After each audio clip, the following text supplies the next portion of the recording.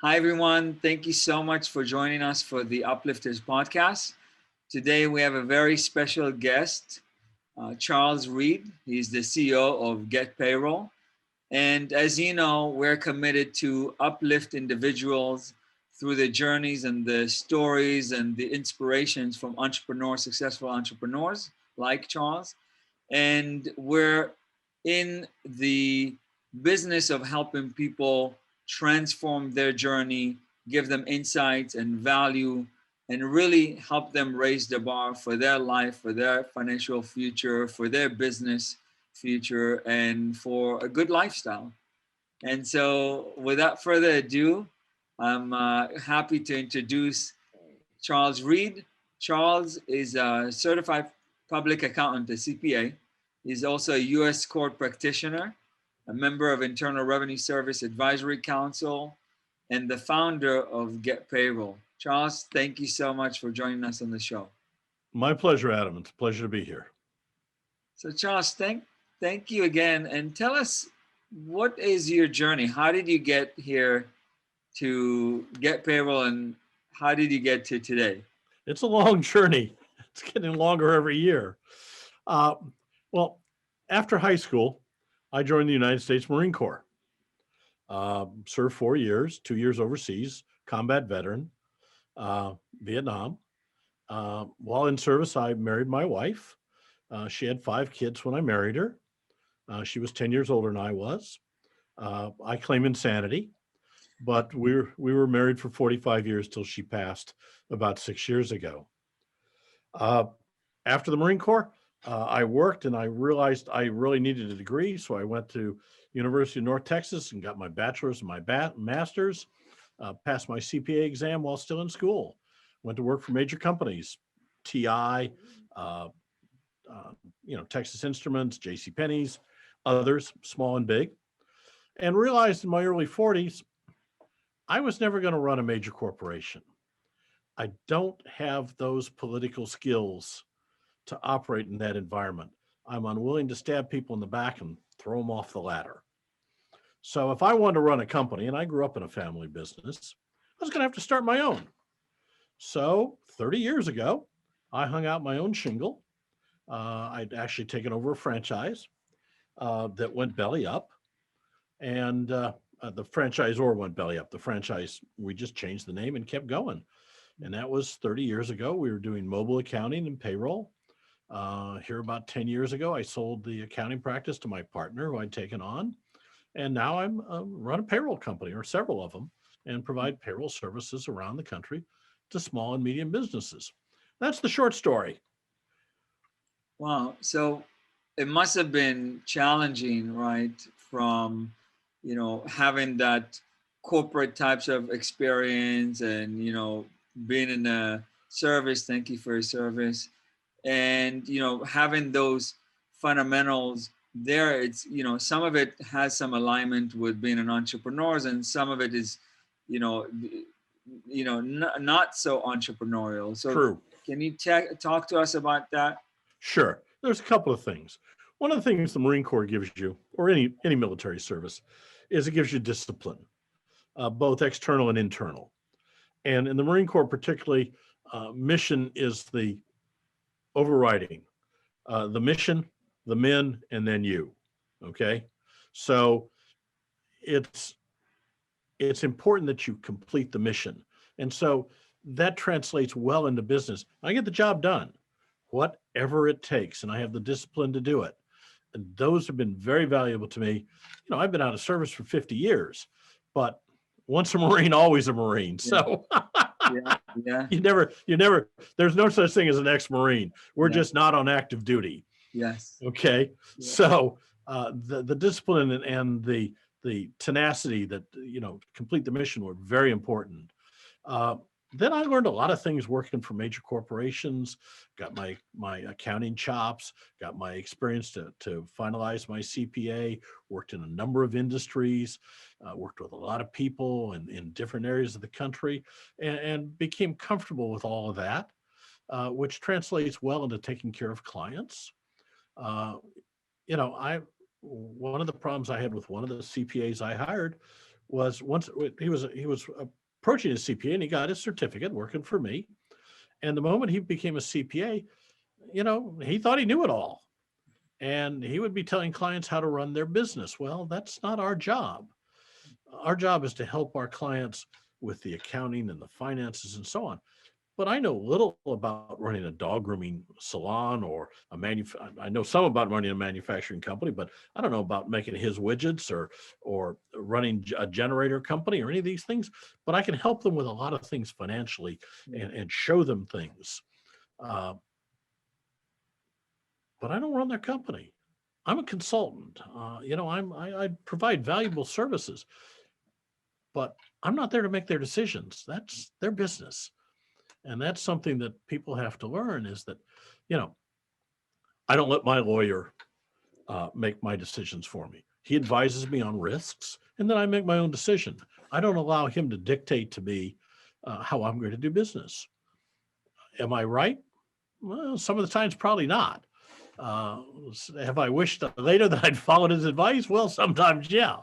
But I don't let my consultants run my business. I run my business. I own it. I live it. I run it. Another thing I learned for those of your viewers who are married, I went into business with my wife. I thought that was normal. That's how I grew up. My parents worked together in an insurance consulting business that my parents owned. It's not near as easy as it looked. My parents had lots of experience before I got old enough to realize it. One of the real killers with mine was we'd get home and have dinner. And of course, we're in business together. So we talk about business. We'd get into the night. We'd get ready for bed, get into bed. And she'd turn to me and she'd had one more problem. Then she'd roll over and go to sleep. And I'd be sitting there stewing about it until 2 or 3 in the morning. So we finally came to an agreement. After dinner, no more business.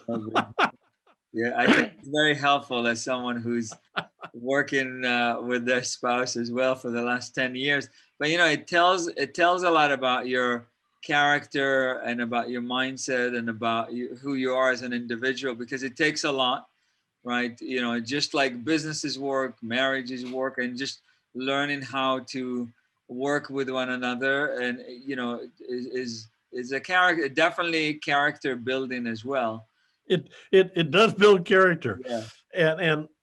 But it carries over. I work with the IRS almost daily for my clients because for our payroll clients, we take a power of attorney, which allows us to advocate for our clients with the government, whether it be federal or state. So we actually are sitting there as if we were the client.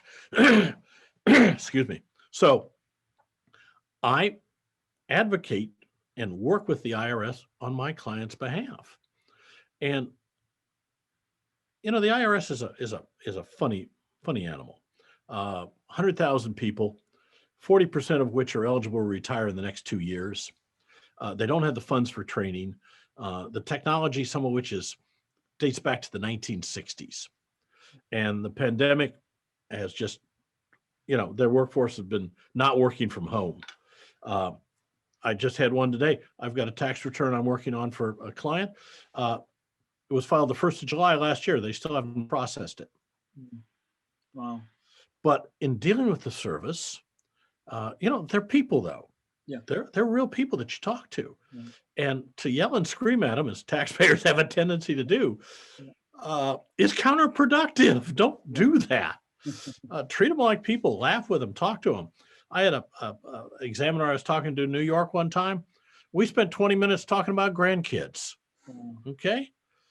And don't you imagine that when we got down to business, if she had the option to give me what I wanted, I have drifted her toward that as opposed to away from that. Because if I go piss her off, she's just going to say, nah, no. But if she has the ability, and lots of times it's discretionary, to say yes, it's so much better that they are on your good side, you're on their good side. So all those things in dealing with drill sergeants and major corporations and clients, and it all works. And if you develop the technique of dealing with people effectively, it is so valuable because it allows you to achieve things. No man's an island. You know, no, I don't agree with Obama. You know, you built this, I built this, okay? But it is a cooperative thing at times. Yeah. I have customers. My customers don't pay me. I don't have any business, okay? I have employees that take care of my customers. They don't take care of my customers go away, I don't make any money. So it's all a collaborative team effort. Yeah. And you've got to build those skills to be effective at it. If you don't, it's going to hurt your business. Yeah. And I see people all the time that don't have them, and it hurts their business. They drive away employees. They have high turnover. They lose clients for no good reason other than they opened their mouth and pissed them off. Yeah. Don't do that. Yeah.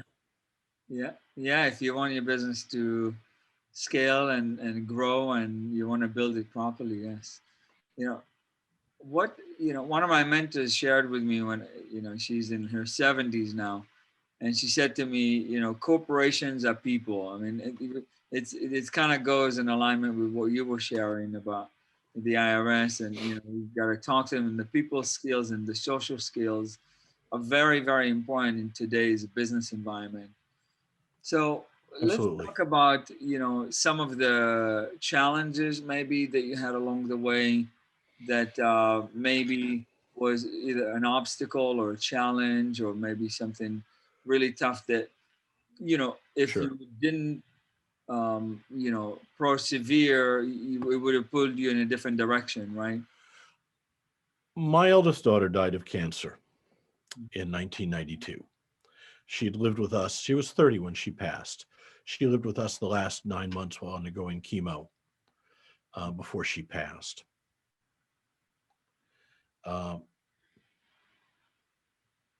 My work for months after her passing was terrible. But I had a good relationship with my clients, and they knew what I had been through, and they just put up with it. And when I got my head back in place, I apologized to them all, and they were all very gracious about it. I fixed everything, and everything ran fine. But if I didn't have a good relationship with my clients, my work did for those few months after her death wasn't worth paying for. Okay, it just wasn't, but they did. And I made it up to them, but they could have left me, but I developed that relationship with them. And my staff was valuable. And then 6 years ago, my wife passed. And for 8 years prior to that, she'd been disabled. So when she had her first stroke here 14, 15 years ago, I spent the next 3 weeks sitting at the hospital bed.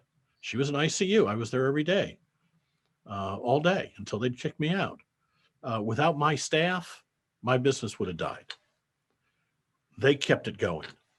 And I trusted them to do so, and they did. And they performed admirably, more than admirably. And I just wasn't there. I mean, my wife was dying in the hospital.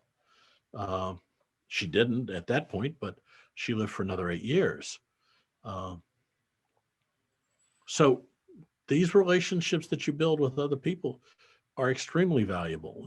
Those things, either one of those could have put me out of business. Yeah. And frankly, I was 65 when my wife died. I seriously considered not going on, just giving up. I didn't. If I was my age now, I might still, but and my staff helped get me back into things, encouraged me. My right-hand girl, who's been with me now for well over 20 years, kept feeding me pictures of red sports cars. And I bought one. So, you can't do it on your own. And I've been through those things. Obviously, the pandemic, when it hit last year, I thought my business was going to be totaled, as many small businesses have been. We've survived it and continue to grow, knock on wood. Changes, technology changes. We do more with software now with less people than 30 years ago. Oh my God, it's incredible what we can do that we couldn't do 30 years ago. I was just on a fax machine this morning because the IRS, you still fax them things. Okay. And I'm waiting for that. Now, when I first started using faxes back in the 80s and I was doing business overseas, it was great because instead of waiting 4 or 5 days for DHL to get things back from Taiwan, we could get that in the afternoon. We could get that in the morning, work on it all day, send it to them in the afternoon. They'd have it overnight, which was day to them. And the next morning, there'd be revisions on our fax machine. It was wonderful. But now I'm feeding 2 pages through the fax machine and going, oh my God, this is slow. So technology, computers, technology, it changes. Yeah. And if you don't adapt, you're lost. I mean, if you're not ahead of the curve, the curve will run over you, or you'll go off, into the ditch or whatever. You've got to be on top of this stuff because it changes. Even if we don't daily. Understand it, right? Yeah, absolutely. I had a similar conversation today with my team. I have a team meeting on Friday mornings, and we were talking about cryptocurrency and the financial evolution that is happening right now, or the revolution, if you will. Yeah. And and I said, even though you don't understand it, you need to learn what it is about it, whether you're going to do something about it or not. But you need to be able to be educated and informed of what the conversations that our people are having right now, and why the financial institute, Mass Mutual invested $100 million in it. You have MicroStrategies invested billions of dollars, like massive money. Tesla, $1.5 billion, right? It's, there's a reason why those people are doing this. We need to understand it, whether we're going to do it or not. Yeah. A different story. Exactly. But, yeah. We need to understand it because our clients are going to ask us about it. They're going to ask us, right? And if we go, duh, yeah, they're going to look for someone to touch. Right? We'll be out of touch. Exactly. Yeah. Charles, who are some of the mentors and the people that you looked up to, whether growing up or today? Sure. And what are some of the lessons that you felt like were very valuable in your life? Well, my father, of course, taught me a lot. I started doing work for him when I was 6 years old. Once I learned the alphabet, my first job was filing group health insurance cards alphabetically for one of our major clients. Okay, 6 years old. Wow. I think I did a pretty good job, but it's been a while. I've slept since then. But so I worked in the family business, doing this and that. As I got older, I'd go on field trips with my father and help do appraisals and loss inspections and so on. We had a supermarket chain. He was an insurance consultant. When they'd have a fire, we'd go out and do an assessment on it for insurance claims and so on. So I learned a great deal from my father. My father was a very hard man to work for. He was much better with his clients than he was with his family. And I made a point of with my children of being far, far more accessible than my father was.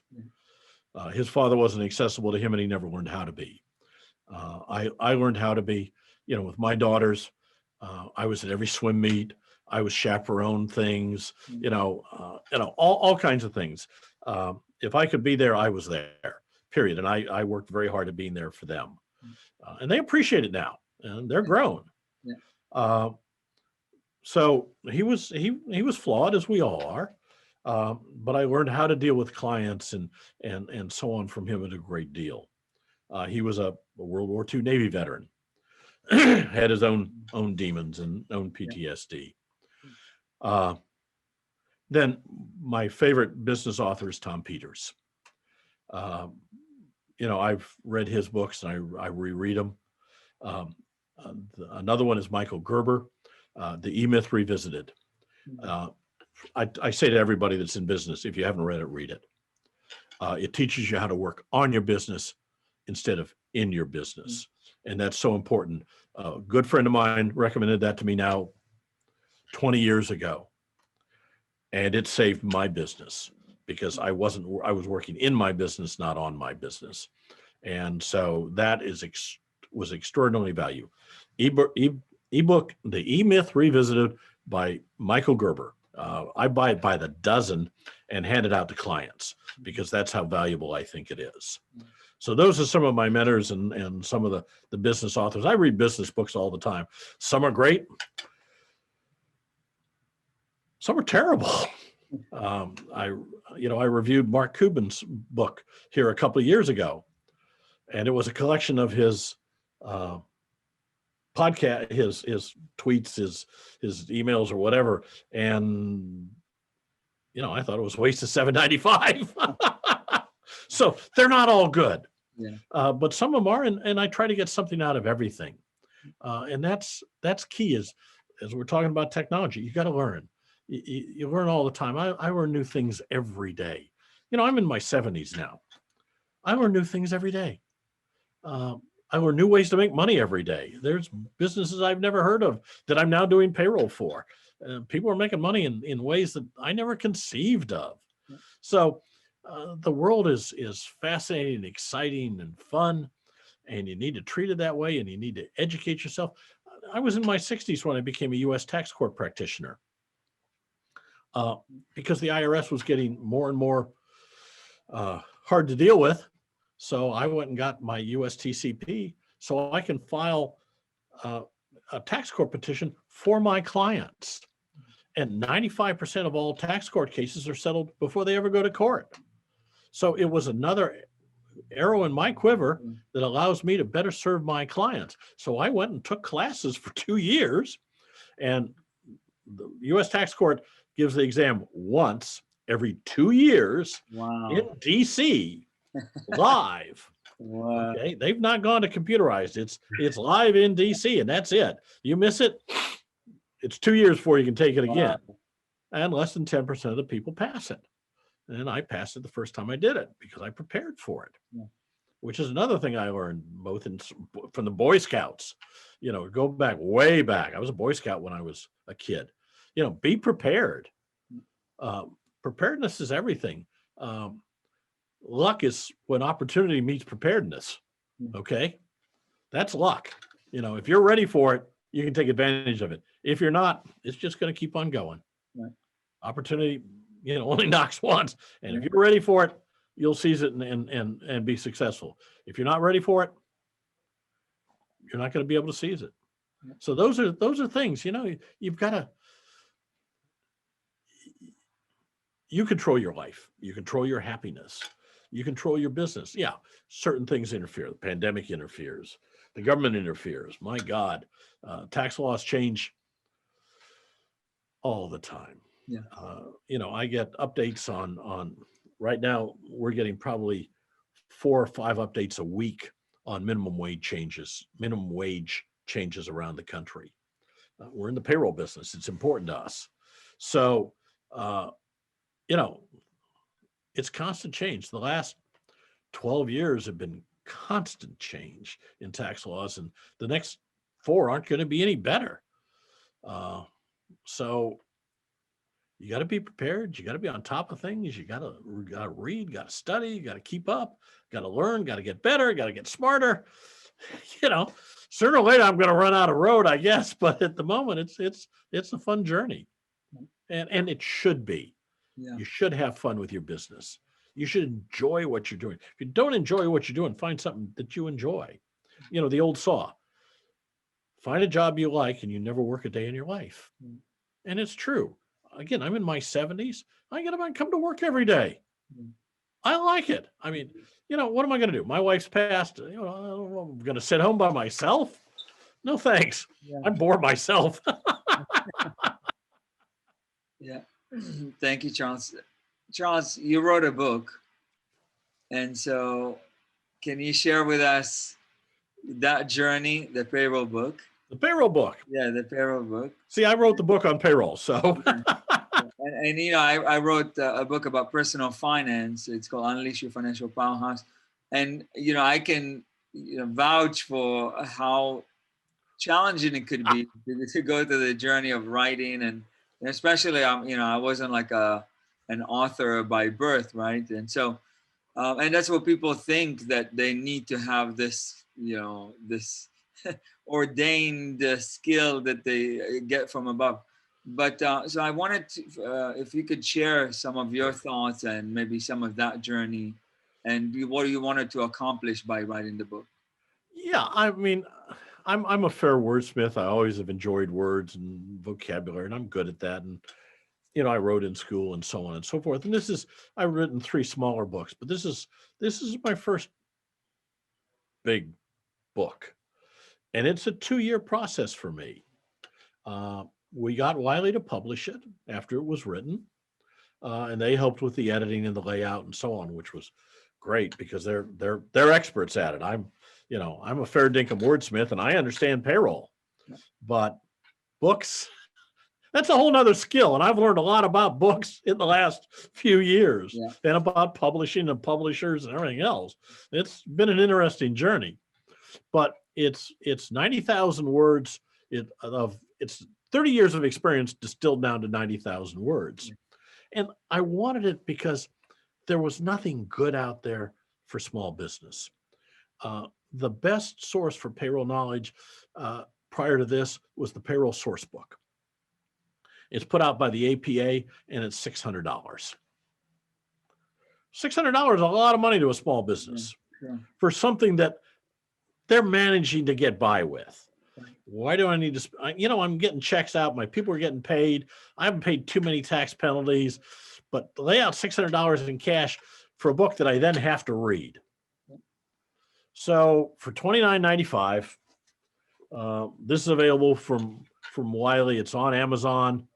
I'm trying to hold that up so you can see it better.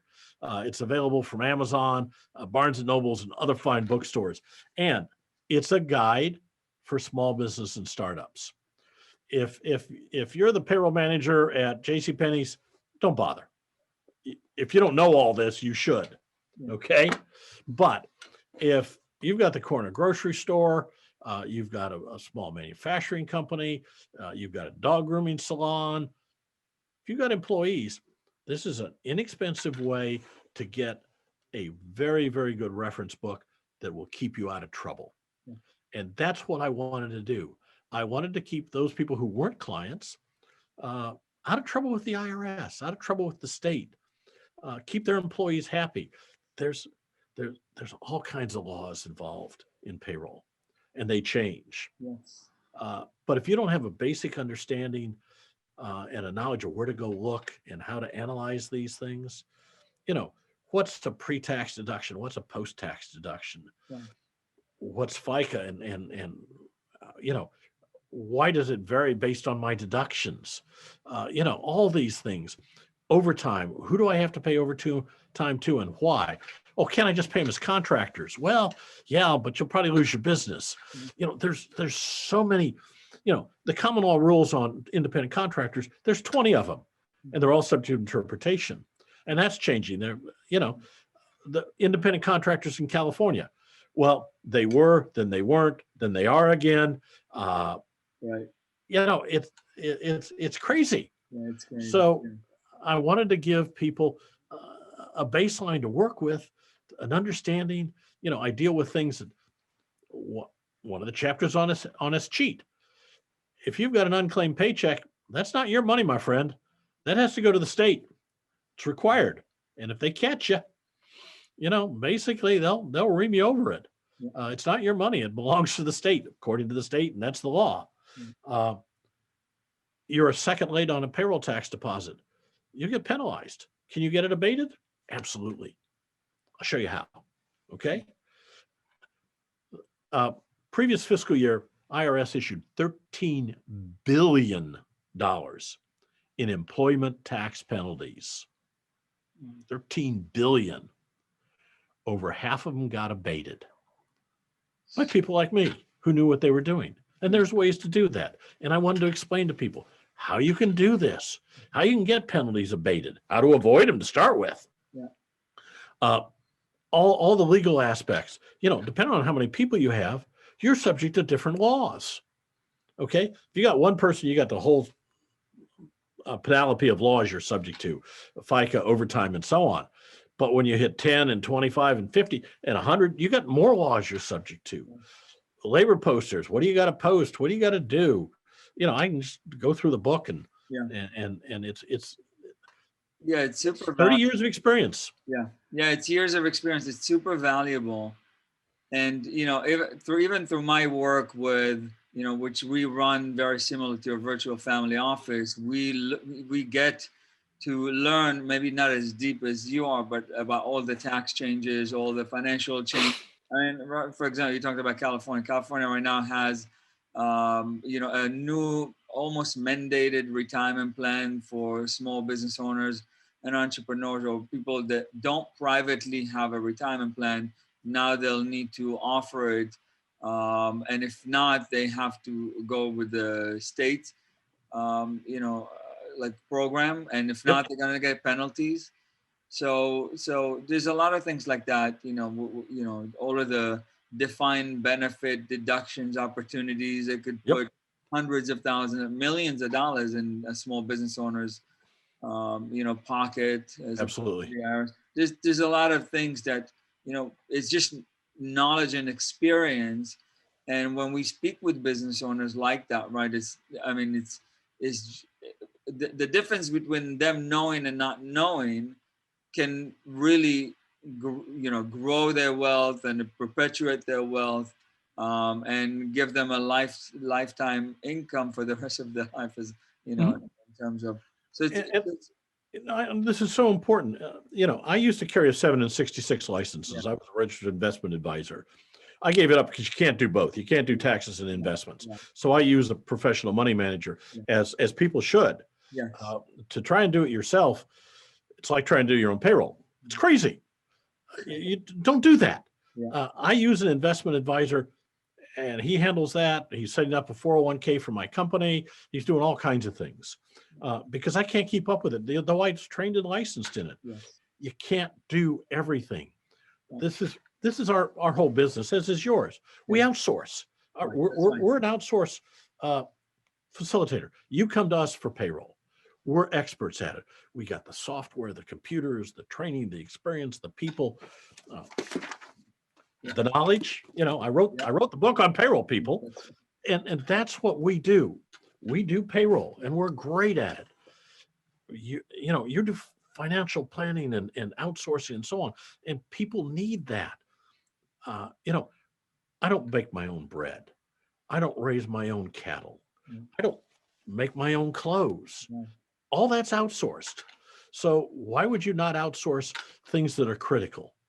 Payroll, accounting if necessary, HR, investments, investment advisory, consulting. You don't write your own insurance policies. You use an agent. All these things. That's what makes the world so very effective. We're not subsistence farmers. That where we did everything, we built our own house, we grow our own corn, we raise our own cattle. My great grandfather immigrated from North Iowa in the 1860s or late 1860s and homesteaded in Iowa. And, they did everything on their own. They churned their own butter. They milked their own cows. They raised their own vegetables and corn and built their fences out of tree limbs. Come on, it was subsistence farming. He got wealthy doing it. He sent my grandmother to college. She was a University of Iowa graduate, year of '08. She was a rich girl at campus. She had her own horse and buggy. World's changed. So outsourcing is in business is good. Outsource to people who can do things cheaper, faster, easier than you can do it. Save yourself the time to concentrate on your business, growing and succeeding in your business. You can't be everything to everybody. You're in a business to handle certain things. Do it and outsource the rest of it. Anything else is frankly silly. Yeah. Yeah, great information for the business owners, the entrepreneurs, the individuals who are really trying to elevate their business or Absolutely. their life. And so this is really life lessons, right? Yes. What And I've learned them the hard way. like that's really, I was watching the other day Steve Jobs talking about in an interview. I think it was in the 80s. And he was talking about how most people are afraid of the failure and they never get started because of Right. that fear is kind of what's there for them. And so just get it done. I love that. And when I share with people just get it done, it's sometimes it doesn't translate for them to what do you mean just get it done? I need like a roadmap and I need all this checklist and I need all right. And I think it's a mindset thing that we commonly entrepreneurs and doers have the kind of leads and motivate them to get it done, right? Absolutely. It's not for everybody. Yes. Okay. If you need structure and you need somebody else writes your checklist and you want to go in at 9 and leave at 5 and not work weekends and take your 2 weeks vacation, being an entrepreneur may not be for you. I was on a panel here last year and they said, what about work-life balance? And I cracked up. I just started laughing. I said, as an entrepreneur, there is no such thing. Right. Okay. You live your business for at least the first 20 years. Yeah. You don't have time for anything. I didn't take a vacation for 20 years. Yeah. And when I did, it was a 3-day seminar thing that I had to go to for business. Okay. And I took an extra day with the wife. You don't take vacations. You work weekends. You work 70, 80 hours a week or more. In the beginning, there is no work-life balance. Hopefully you get large enough, you can get some. You may or you may not. My father never did. He worked 80 hours a week until he finally quit. He was well enough off. He just sold the business and retired to the house in California that my mother had inherited. So, you may make it, you may not, but it's not for everybody. It's hard work. It's exciting. It's fun. You get to be your own boss. Yeah. You want to take the afternoon off, take the afternoon off. Of course, you may have to spend all day Sunday making up for it, but you get that freedom. And as you get better off, I go play in the World Series of Poker. I'm a poker player. I like to play. So I can go to that for a week in June. I can get to do those things now because I own my own business. Yeah. I'm my own boss. And that's very, very uplifting. Yes. To be your own boss. Okay. You get to make the decisions. It's also very lonely. Yeah. Because only you get to make the decisions. Okay. It's lonely at the top. Maybe it is. I used to share with my wife. Now, she's gone. So it's really just me. And that gets a little heavy at times, a little weight on the shoulders, but the freedom that comes with it. So on balance, I'd much rather be an entrepreneur. If you want me to run a major corporation, you're going to have to give me 51% ownership so I can just make the rules. Yeah. Yeah. When it comes down at the end, it comes down to the 100% responsibility mindset and it's kind of what you're sharing, right? We want to be our own boss. We want to do all of that, but we got to be responsible for the other side too, right? There's benefits and there is other responsibilities that we get with it. If we take a day off, then we have to make up for it somewhere else, right? Somewhere else. It's just 100% responsibility and ownership truly of that choice and that destination. Charles, what is the impact and the legacy that you would like to create for yourself? Well,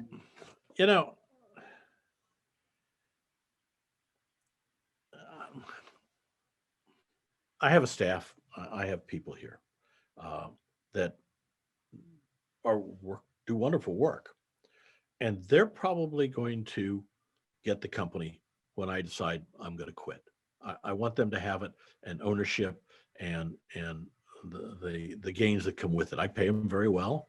My right-hand girl is part owner. She's been with me for more than 20 years. I know girl is politically incorrect. Excuse me. That's how I grew up. Okay. She's a grown woman, believe me. She's in her 50s. But it was always the girls in the office when I grew up. So I apologize. So they'll probably inherit the company. My wealth is going, my children are well grown. My baby is in her late 50s and has her own family and so on and so forth.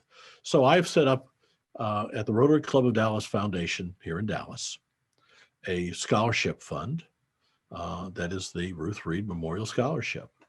And my wealth is all going there when I pass. I fund it now. Every year I write a nice check. But that's where it's going, and that will be she was the love of my life, and that will be a lasting memorial to her that will outlive me, her, and God knows how many other people. It should last, for the foreseeable future. And that's what I'm doing with that.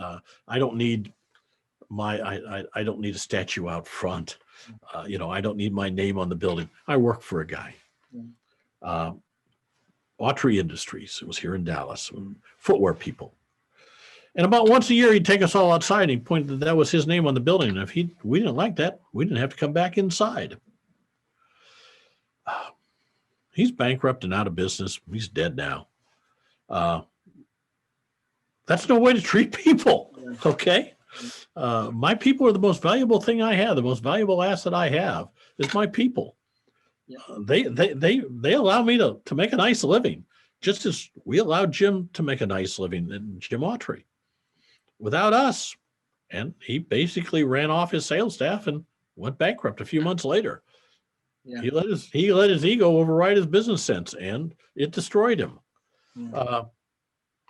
Along with cheating on his wife and other things, but he's dead. So you got to take care of your people, and I will take care of mine even when I pass on. And it's the appropriate thing to do. My kids don't want the business; they don't work in it. They're not entitled to it. I could have taken over my father's business, but I didn't want to work for him. And I did not want to live in Iowa. It gets to 30 below zero up there, and no thanks. It got down to -2 here in Dallas last week, which was way too cold. But it normally doesn't get that cold here. Knock on wood. Yeah. So, I don't need a monument to me. A memorial to my wife is more to my liking.